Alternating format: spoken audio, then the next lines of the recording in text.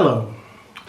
When we think about the season of Advent and the Old Testament or the prophets, we tend to think first about the beautiful passages from the prophet Isaiah. But this year, ESC in our lectionary, we don't hear from Isaiah at all at the Advent Sunday Masses. Instead, we hear from four different prophets: Jeremiah, Baruch, Zephaniah and Micah. If you want a theme to link them all together, try listening out for the references to mothers, childbirth and children in the first reading each Sunday. We begin on the first Sunday with Jeremiah, one of the most famous of all the prophets.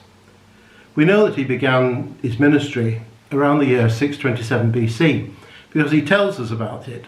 He tells us about his call as a very young man at the very beginning of his book.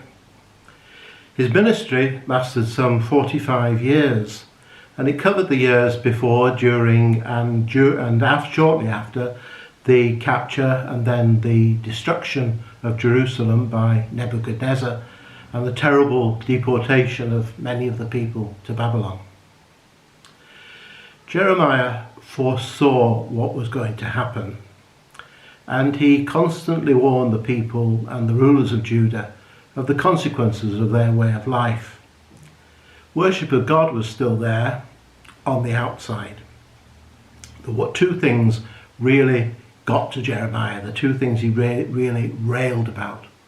One was false religion that was verging on idolatry. And the other was injustice, that people weren't living by the covenant.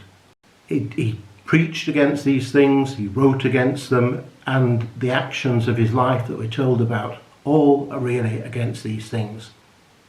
But it wasn't all about condemnation and threats. Jeremiah had he had a huge compassion and tenderness for the people.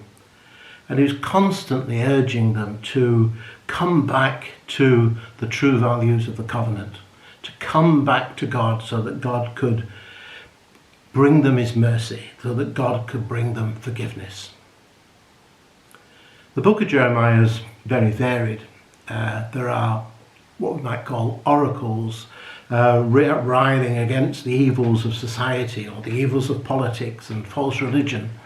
And there are beautiful poetic passages about the faithfulness of God and God's mercy. And there are stories too about Jeremiah, many of them about his work and his personal suffering. And a lot of those were written by his secretary and his scribe, Baruch.